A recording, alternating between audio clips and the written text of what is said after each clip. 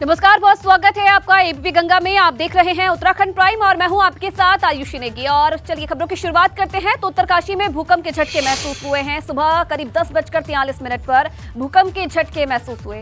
इस दौरान लोग दहशत की वजह से घरों से बाहर निकल आए। हिमालय क्षेत्र में भूकंप के लिहाज से बहुत ही संवेदनशील है और यही वजह है कि जब भी भूकंप आता है तो हड़कंप मच जाता है। तो उत्तरकाशी में भूकंप के झटके महसूस किए गए। हालांकि किसी भी प्रकार की जान माल के नुकसान की खबर सामने नहीं आई, लेकिन उत्तरकाशी मुख्य केंद्र था भूकंप का, जहां हल्के झटके महसूस हुए। सुबह 10:43 बताया जा रहा है वक्त जब भूकंप के झटके इन इलाकों में महसूस किए गए। किसी भी प्रकार की जान माल का नुकसान नहीं हुआ, लेकिन इस दौरान जब भूकंप आया तो लोगों में हड़कंप मच गया। अपने अपने घरों से लोग बाहर निकले।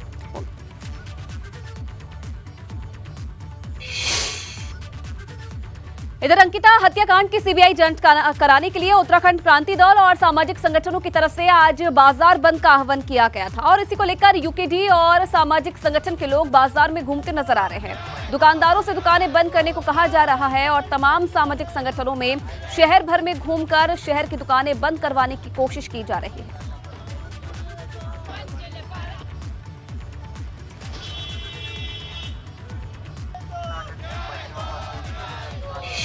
बापू को, लाल बहादुर शास्त्री को याद करने का है और मुजफ्फरनगर कांड के दोषियों को सजा दिलाने के लिए वो घटना को याद करने की बरसी का दिन है। उसी के साथ आज हमारे साथ एक और विभत्स घटना अंकिता हत्याकांड उसमें जोड़ते हुए आज हम लोगों ने तमाम व्यापारियों से रिक्वेस्ट करी है कि हमारी जनभावनाओं को देखते हुए अंकिता को न्याय दिलाने के लिए और इस सरकार को और ब्यूरोक्रेसी को चेताने के लिए हमने तमाम उन लोगों से अपील करी है कि वो उस भावना को समझे और अंकिता के हत्यारों को फांसी दिलाने के लिए हम ये कह रहे हैं कि न्याय विभाग से भी सो मोटो क्यों नहीं ले रहा है। जब न्याय विभाग कई मामलों में सो मोटो लेता है, इसमें सो मोटो क्यों नहीं ले रहा है। इधर बंद का मिला जुला असर दिख रहा है। कुछ जगह पर बाजार बंद है, दुकानों पर ताला पड़ा है, तो वहीं कुछ जगह पर बाजार खुले हुए नजर आ रहे हैं।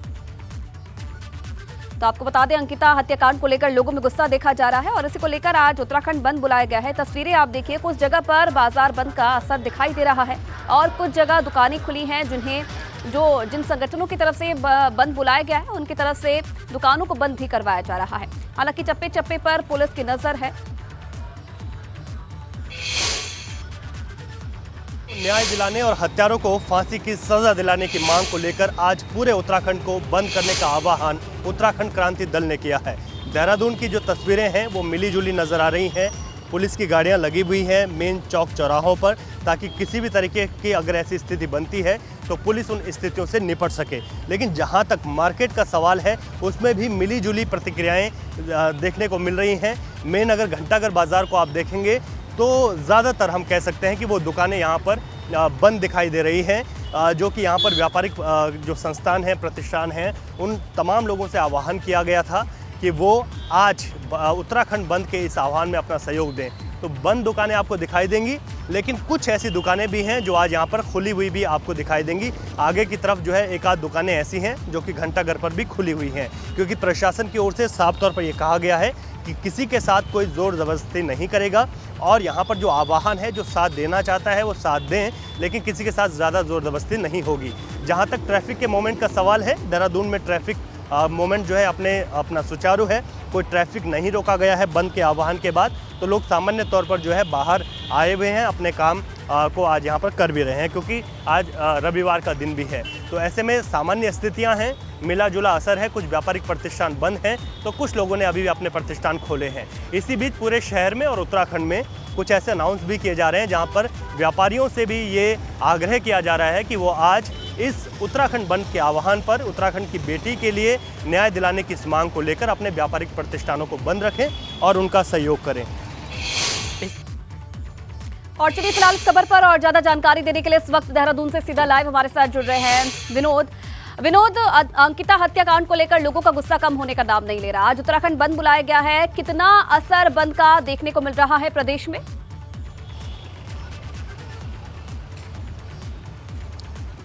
आयुषी, देखिए अंकिता हत्याकांड को लेकर आज पूरे प्रदेश में बाजार बंद का आह्वान उत्तराखंड क्रांति दल की ओर से किया गया था, लेकिन अभी फिलहाल अगर पूरे प्रदेश की बात करें तो मिला जुला असर बाजार बंद को लेकर देखने को मिल रहा है। सुबह के वक्त जरूर थोड़े जो व्यापारी थे उनके साथ में धक्का मुक्की उत्तराखंड क्रांति दल और सामाजिक संगठनों के लोगों के द्वारा हुई थी, और जिस तरह से अंकिता हत्याकांड को लेकर सीबीआई जांच की मांग यूकेडी कर रही है, उसको लेकर ही आज पूरे प्रदेश भर में बाजार बंद करने का आह्वान यहाँ पर किया गया था। थोड़ी कुछ विरोध देखने को मिला और धक्का मुक्की और नोकझोंक थोड़ी सी जो यूकेडी के कार्यकर्ता हैं और उसके अलावा जो व्यापारिक संगठन के लोग हैं उनके साथ में धक्का मुक्की जरूर हुई है, लेकिन एक मिला जुला असर पूरे प्रदेश भर में आज देखने को मिल रहा है। और अगर बात करें तो ऊपरी पहाड़ी इलाकों में कई ऐसे पर्वतीय जनपद है जहाँ पर पूरी तरह से बाजार बंद का असर देखने को मिल रहा है, लेकिन राजधानी देहरादून में सुबह के वक्त बाजार बंद कराने की कोशिश यूकेडी के कार्यकर्ताओं और सामाजिक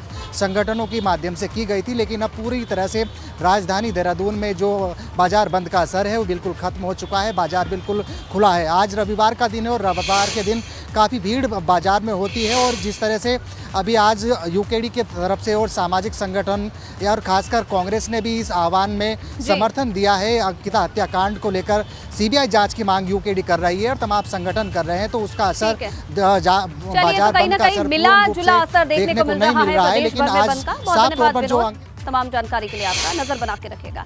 चलिए आगे बढ़ेंगे। तो अंकिता हत्याकांड को लेकर यूकेडी ने बंद का आह्वान किया है, मगर पुलिस का कहना है कि अगर किसी ने जबरन बाजार बंद कराने की कोशिश की तो ऐसे लोगों पर कार्रवाई भी की जाएगी।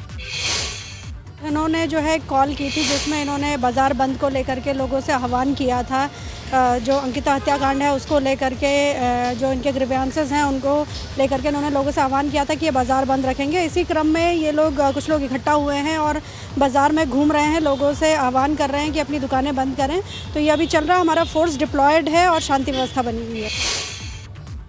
और उधर अंकिता हत्याकांड को लेकर पौड़ी में व्यापारियों ने एक दिन के लिए बाजार बंद रखा है। व्यापार मंडल की सहमति के बाद यह फैसला लिया, और उधर अंकिता हत्याकांड के विरोध में टिहरी में व्यापारियों ने दुकानें बंद रखी। नई टिहरी और बौराड़ी में दुकानें बंद हैं, हालांकि इमरजेंसी सेवाओं को इसमें शामिल नहीं किया गया है। तो मिला जुला असर प्रदेश में देखने को मिल रहा है बंद का, और आज तमाम संगठनों की तरफ से अंकिता हत्याकांड को लेकर उत्तराखंड बंद बुलाया गया है। ये तस्वीरें आप देख रहे हैं पौड़ी और टिहरी की तस्वीरें हैं, जहां व्यापारियों की तरफ से भी इस बंद का समर्थन मिला है, और किस तरीके से बाजार बंद है ये तस्वीरें आप देख रहे हैं। और ऋषिकेश के अंकिता हत्याकांड का एक नया वीडियो सामने आया है, बड़ी जानकारी मिल रही है। चश्मदीद युवक का वीडियो सामने आया है। युवक ने बताई हत्याकांड से पहले की पूरी कहानी। आरोपी के रिसोर्ट में काम करने वाले युवक का वीडियो सामने आया है। क्या क्या देखा आपने? ऊपर से देखा था मैम हमने, जहाँ सामान रख रहे थे गेस्ट का। तो गेस्ट कौन लोग थे वो? नीचे मैम चिल्ला रही थी और ऊपर से हम दोनों ने देखा तो हेल्प मी मैम कर रही थी, मुझे यहाँ से निकालो, मुझे जाना है यहाँ से। तो सर ने उनका मुँह खींचा और अंदर ले गए जी। अच्छा, वो गेस्ट। तो अंकिता हत्याकांड को लेकर एसआईटी की जांच भी तेजी से चल रही है। एसआईटी ने घटनास्थल पर पहुंचकर वारदात से जुड़े सबूत जुटाए हैं।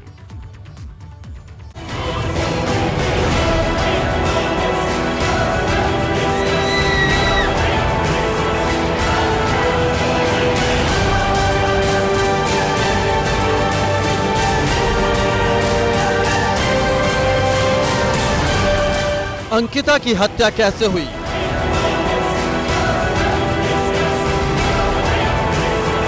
वारदात से कुछ घंटे पहले अंकिता के साथ क्या हुआ?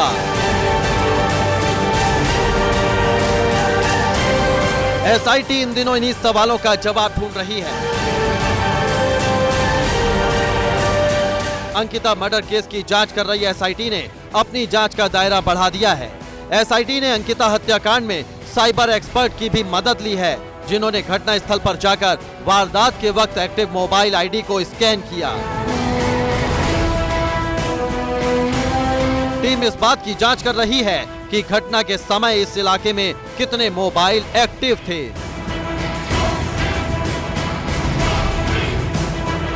एसआईटी ये भी पता लगाने की कोशिश कर रही है कि क्या वाकई घटना के वक्त मौके पर अंकिता समेत 4 लोग ही मौजूद थे।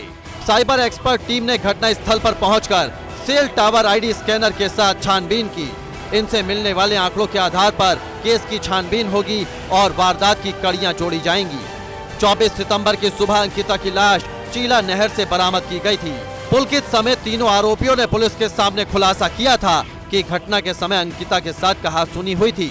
इसी दौरान हाथापाई में अंकिता नहर में गिर गई। इसके बाद आरोपी अंकिता को बचाने की बजाय वापस रिजॉर्ट में आ गए। मगर एसआईटी को आरोपियों की थ्योरी पर पूरी तरह से भरोसा नहीं है, इसीलिए वो अपनी जांच पुख्ता करना चाहती है। एबीपी गंगा के लिए ऋषिकेश से अजीत सिंह राठी की रिपोर्ट। तो एक तरफ एसआईटी अंकिता हत्याकांड के सबूत तलाश रही है, तो वहीं उसके परिजनों को इंतजार है कि आरोपियों को कब सजा मिलेगी। परिजनों को अभी तक सिर्फ आश्वासन ही मिला है, ये कोई नहीं बता रहा कि जांच कितना आगे बढ़ी है। और उधर इस मामले पर विपक्ष भी सरकार पर हमलावर है।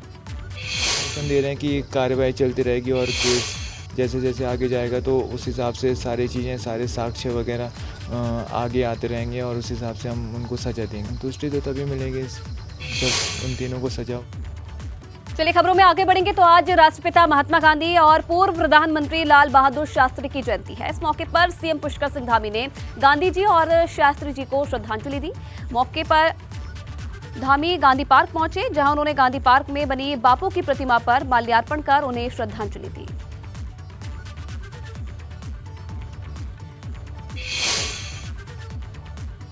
उत्तरकाशी में चिनियालीसौड़ नगुण के पास गंगोत्री हाईवे फिर से बंद हो गया है। दरअसल पहाड़ी से मलबा हाईवे पर आ गिरा, जिस वजह से रोड बंद है। कार्यदायी संस्था के कर्मचारी रोड से मलबा साफ करने की कोशिश कर रहे हैं, मगर मलबा इतनी ज्यादा मात्रा में है कि उसे साफ करने में अभी और वक्त लग सकता है।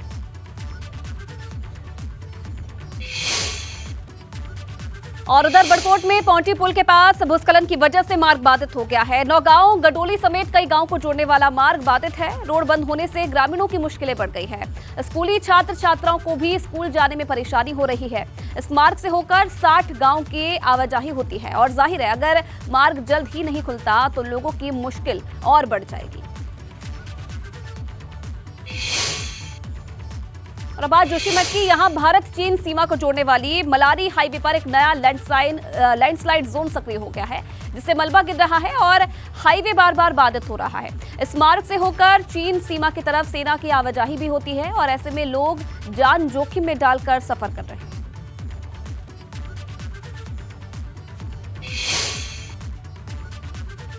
तो उत्तराखंड के ऊंचाई वाले इलाकों में मौसम ने करवट ली है। जोशीमठ और उत्तरकाशी के ऊंचाई वाले इलाकों में बर्फबारी हुई है। हेमकुंड साहिब की बात की जाए तो बर्फ गिरी यहां पर और गंगोत्री धाम की पहाड़ियों पर बर्फबारी हो रही है।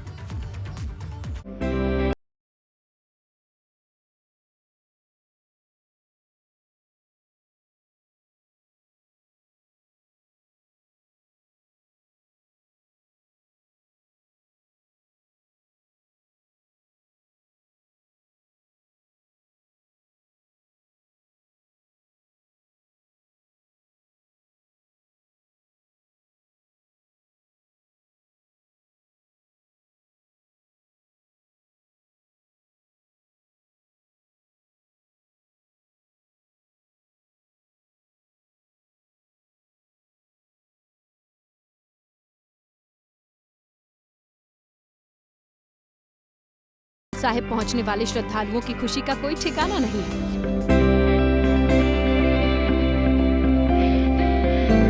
हेमकुंड आने वाले यात्रियों के लिए ये पल यादगार बन गया है। 10 अक्टूबर को हेमकुंड साहिब के कपाट बंद होने हैं। उससे पहले बर्फबारी होना तीर्थ यात्रियों के लिए एक खुशनुमा एहसास है।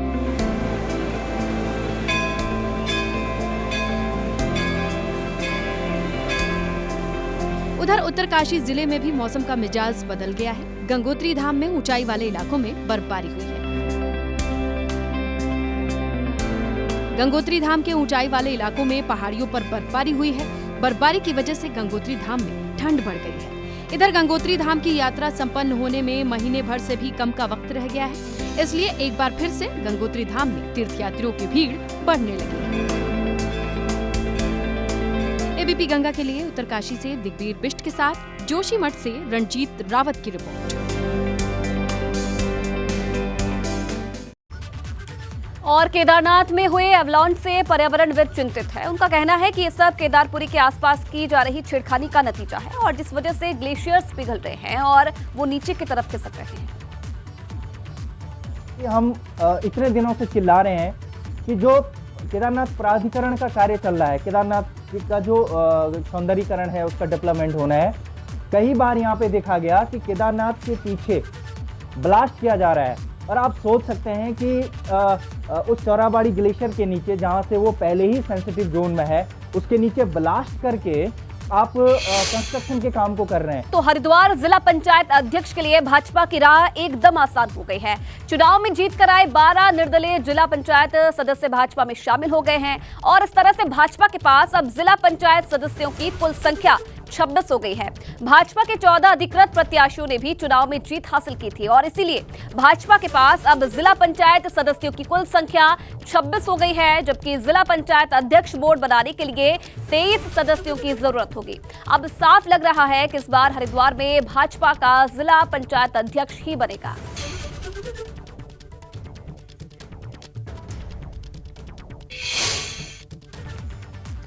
और हरिद्वार जिला पंचायत चुनाव के बाद अब जिला पंचायत अध्यक्ष की तैयारी चल रही है और इस बार हरिद्वार में भाजपा ने अच्छा प्रदर्शन किया है। भाजपा प्रदेश अध्यक्ष महेंद्र भट्ट ने यह दावा किया है कि हरिद्वार में इस बार भाजपा ही अपना जिला पंचायत अध्यक्ष बनाने जा रही है।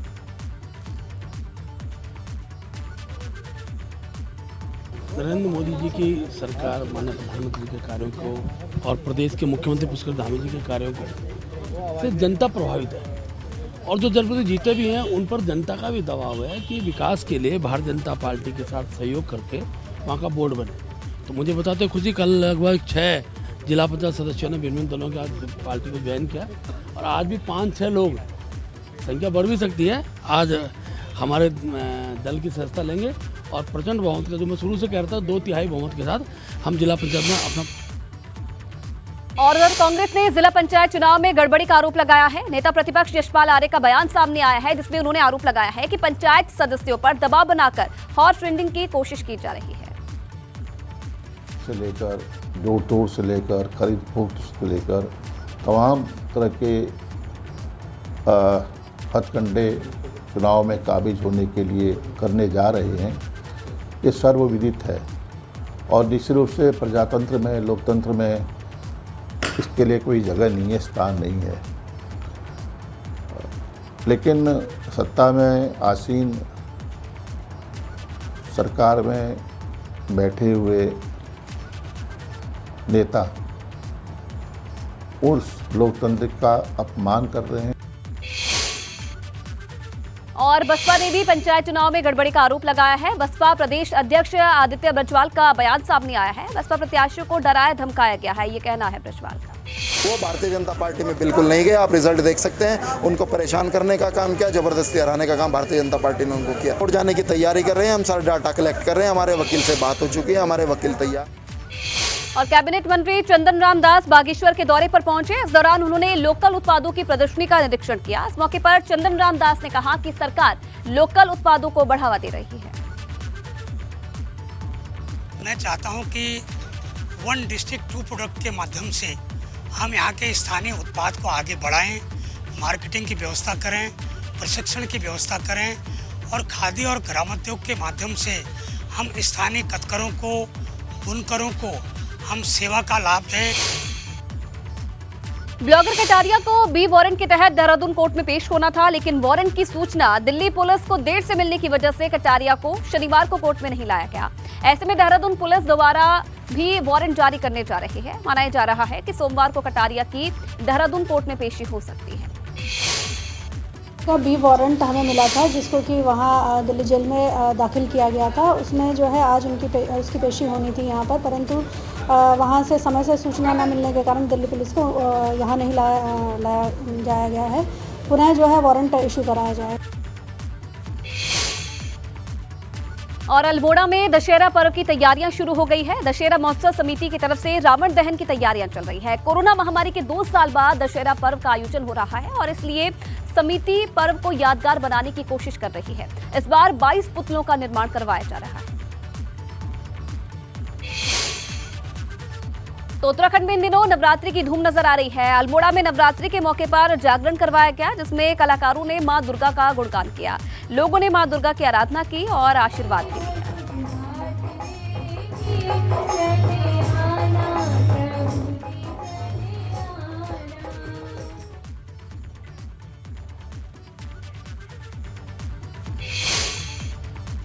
और इसी के साथ उत्तराखंड प्राइम में फिलहाल इतना ही। तमाम खबरों के लिए आप बने रहिए एबीपी गंगा के साथ।